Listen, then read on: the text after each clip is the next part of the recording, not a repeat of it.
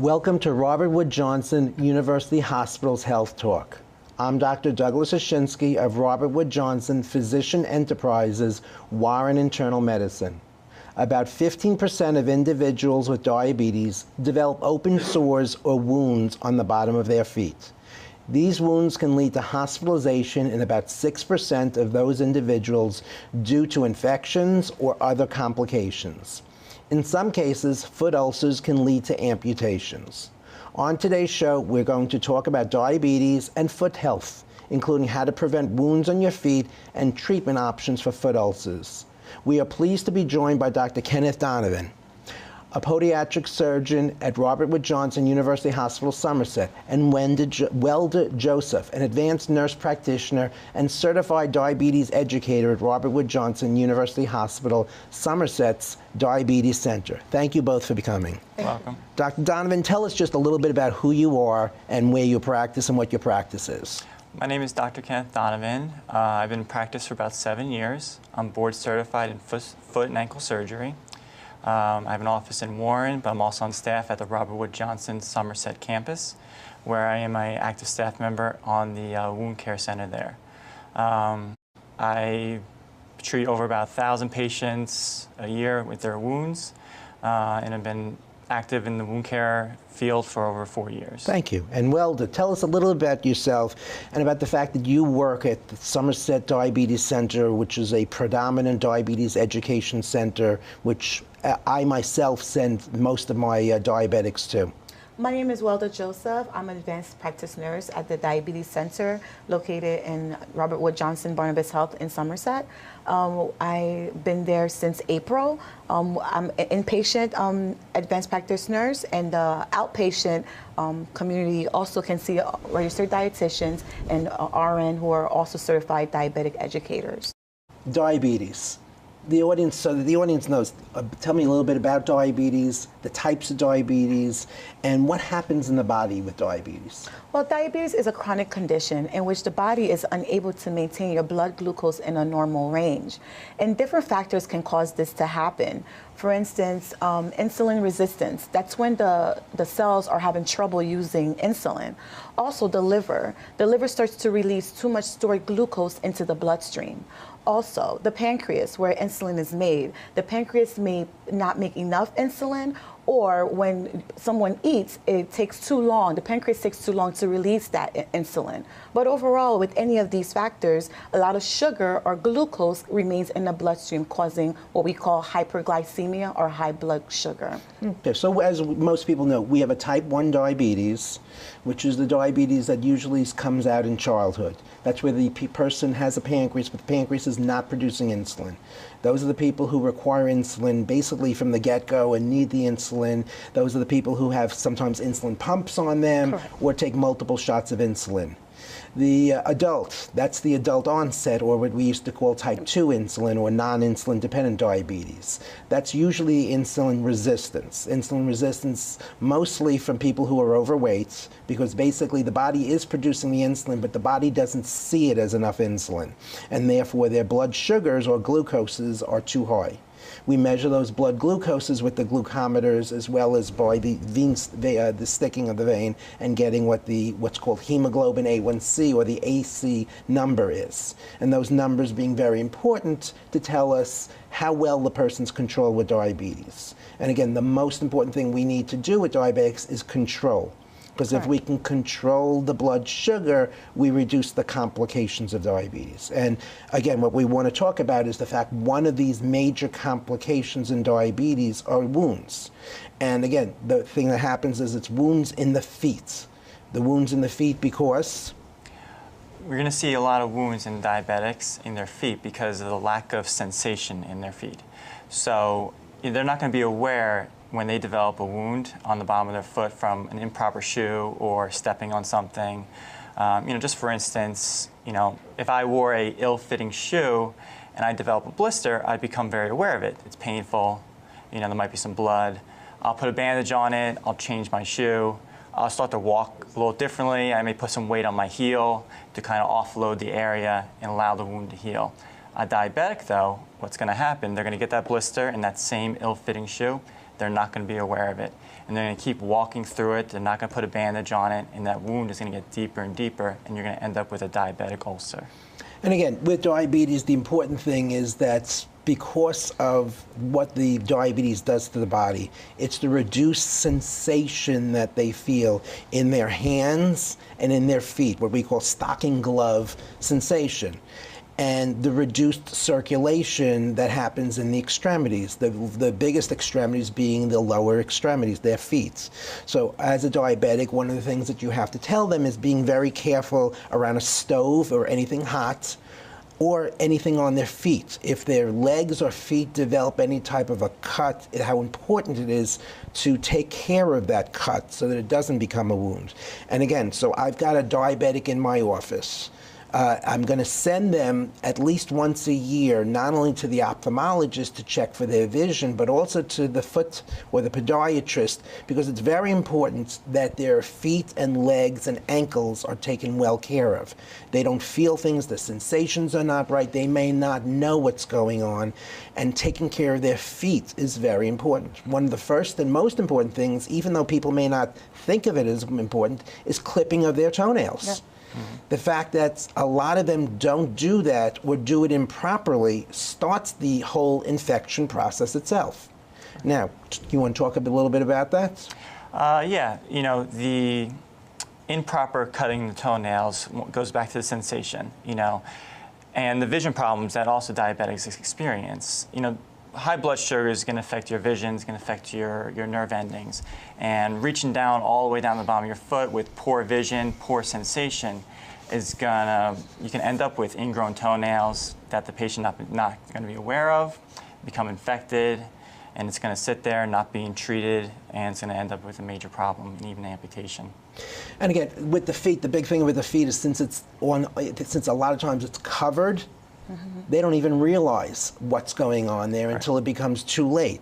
So again, very important that I send my diabetics to the podiatrist a minimum of once a year, just so that everything can be looked at, just so that they can check the sensations in the feet, just so that they can look at the wounds and go over proper foot care of a diabetic. Because at least with proper foot care, I can reduce their risk of developing problems. And again, the other reason I send them to podiatrist is to recommend the special diabetic shoes that you can offer. So you want to tell us a little bit about the diabetic shoes? Sure. So diabetic shoes are different than regular shoes. They are a little more expensive for good reason. They're different in three ways. Number one has to do with the interior of the shoe. There's no interior stitching. The collar around the ankle is padded, and this helps to reduce irritation, because once again, the diabetic is not going to be able to feel the irritation. So we need ways to reduce it. The second way is the shoes are deep. There's a lot of depth to it. So diabetics tend to have a lot of bony protuberances like hammer toes and bunions. So we want to reduce those pressure points. And the third and most important reason is diabetic shoes come with a diabetic insert. And a diabetic insert helps to prevent the foot from sliding back and forth inside the shoe. Prevents shearing, and excessive shearing forces is what causes these blisters that can end up with diabetic wounds. And as a podiatrist, how often would you recommend the diabetic come to see you? It depends on the diabetic. There are diabetics that don't smoke, keep their blood sugar under control, their sensation is good. Those diabetics, I tend to have come in once a year for a checkup, do a full examination, check their circulation, check their sensation, x-rays, the whole 9 yards. I have other diabetics that are more high risk. They smoke, they have absolutely no sensation in their feet, they've had prior infections, maybe even an amputation. Those diabetics I got to keep a close eye on, and I like to see them almost once a month, just to prevent any future amputations. And again, for the diabetic, it's not that you really want to see them, but you want to see them to prevent the complications of the diabetes later on. Because if you can prevent the wound infection, you can prevent the problem later on. As that I I finished medical school back in the 80s, and I finished at a VA hospital. And at that point, diabetics, you knew that they were going to have toe amputations, followed by foot amputations, followed by below knee amputations, because we couldn't control their blood sugars well, and that they smoked and had multiple risk factors. Now, with the help of the Diabetes Center and the help of the advanced nurse practitioners and certified diabetic specialists, along with the glucometers and everything out there, we can help improve the control of diabetes, thus reduce the risk of the wounds and the wounds leading to amputations. Correct. So tell us a little bit about, again, what the Diabetes Center at Somerset Hospital does to help prevent things from occurring. The Diabetes Center is predominantly education-based. So the patients, we operate from Monday through Friday from 9 a.m. to 5 p.m. On Tuesdays, we stay later till 8 p.m. for patients with later hours, and we meet once a month, every Saturday of the month. So our goal is to educate the population so patients can live well with diabetes. We have registered dietitians and we have a registered nurse on the outpatient basis. The registered dietitian, they will focus on meal planning, carb counting, and overall nutritional consult. And as the registered nurse, she focuses on overview of diabetes, acute and chronic complications, insulin pumps for patients who wear insulin pumps, who want information about an insulin pump. We also start patients on continuous glucose monitoring. We give patients glucose meters. We educate patients on medications. So overall, in general, information about diabetes we provide to all patients at all age groups. Which again, the only way for us to get through diabetes is the education, not the education of the physician or the nurse, but the education of the patient. The patient needs to know almost as much about diabetes as their physician or advanced practice nurse knows about it. They need to know how to count calories, how to count the glycemic index, how to do the glucometer itself. And when the person comes to my office, especially if they're a new onset diabetes, as soon as I say that word diabetes, they don't hear another thing that comes after that. And I can give them the glucometer and go over how to do it, and I can give them the videotape and tell them to go to YouTube to do this. But the nice thing about the Diabetes Center at Robert Wood Johnson University Hospital, Somerset, is the fact that you do the hands-on on everything. And normally that first visit is almost 2 hours where they spend that time with the dietitian, and they give and again, I will give out an 1,800 calorie ADA diet or a 1,500 calorie ADA diet based on how big the person is or what I predict that they really need, but you go step by step through it, give them the lists and go through it. And then you not only tell the person to bring their glucometer and their lancets with them, but you go over and show them how to prick their fingers, show them how to get the result, show them how to fill out the logs so that they understand how important the glycemic control is. You also go through, again, the education. You sit down with them, and if the person does this and really listens to it and gets some of this information through it, it helps reduce the complications of diabetes. And then the other nice thing that your facility does is the follow-up. They usually come back a month later to review everything you've gone through and then review more and give them more and more education on it. Correct. Correct, and that's exactly what we do, and that's exactly our goal, is to prevent complications, and of course, encourage let the patients understand that with education, their A1C can go down by 1%. So we try to encourage it because education is key, because the more you know, the more you're able to take care of yourself and manage yourself better when you're at home, when there isn't a physician around or when there isn't a healthcare provider around. I'll tell you, education does more than bring it down 1%. I've had people go from 12 down to 7 in 3 or 4 months because of the education that they received at Robert Wood Johnson Somerset Diabetes Education and the hands-on that you do there. You know, you do both the inpatient and the outpatient. The inpatient even more difficult because of everything going on acutely. Now, with the inpatient, the nice thing at Robert Wood Johnson is we have the wound healing center at both Robert Wood Johnson Hospital at Somerset as well as in the New Brunswick campus. Now, do you want to tell us a little bit about the wound healing center at Robert Wood Johnson Hospital? Yes, so wound care centers been around for like 10, 15 years. They're a very new thing. It's transformed my practice. You know, treating wounds in the office is not a great option for me anymore. Treating wounds in a wound care center is where I want to see my diabetic patients. You know, when you're treating wounds, there's 3 basic type of wounds. You know, you're dealing with either diabetic wounds, arterial wounds, or pressure ulcers. And depending on these treatment options at the wound care center, you can curtail the patient's treatment from there. So at the wound care center, what's very big now is the hyperbaric oxygen. Those are for your arterial ulcers. So patients with poor circulation, where these wounds are not receiving enough blood supply, you know, they're not going to heal without blood supply, without nutrients, without oxygen from the body. So when patients go into a chamber which saturates their body in 100% oxygen, and it helps promote new vessel growth to these wounds and allows them to heal. Other options at the wound care center is we do skin substitute grafting. So unlike traditional skin grafting, where you have to stay in the hospital for a week, undergo surgery, very painful, have to go to rehab afterwards, we use synthetic skin substitutes, usually derived from amniotic skin cell lines and from bovine animals. You can put these things right on the wound, right there at the wound care center, and achieve the same results as with traditional skin grafting. And lastly, with our diabetic patients, with their wounds on the bottom of their feet, they tend to be caused by excessive pressure.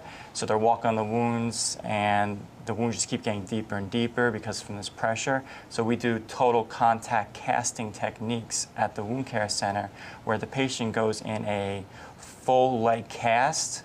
It allows them to walk, but the cast provides offloading for the wounds, and the wounds are healing like 3 times faster than they normally would with traditional care. Okay, so we have you in the office seeing the patients for prophylaxis.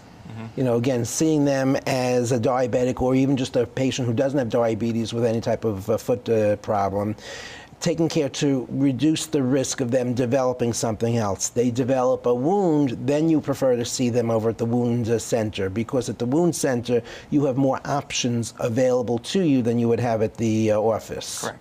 And plus you have the team approach at the wound care center, so you have the nurse practitioners, you have the nursing, you have the everything available, which allows you the ability to heal the wounds. Yes, and the team, that's a good point you brought up with the team approach. I can't tell you enough how well trained the nurses are at the wound care center. They're wound certified nurses, so we're constantly bouncing different ideas off each other on how to treat difficult wounds that have difficult times healing. And it's nice having that kind of second pair of eyes on the situation. It's not only second pair of eyes, but the second opinion also. Some of the nursing people over at Robert Johnson Somerset Hospital actually know more about wounds than I know about wounds, and I'll definitely listen and follow some of what their suggestions are, because they've seen things that I may not have seen.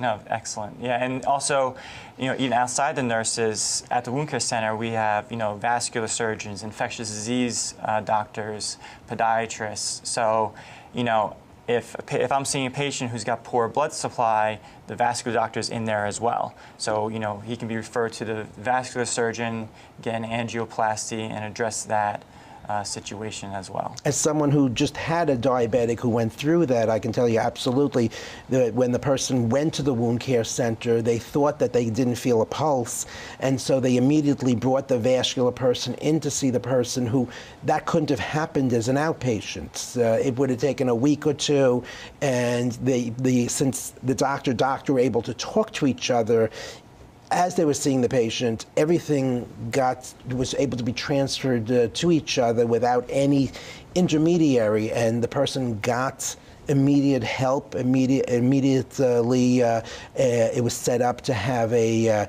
something done, and the person's wound is healing because of that. Correct, and that's the importance of the wound care center over at Robert Johnson, Somerset, and New Brunswick. It's about getting patients better the fastest way and the safest way.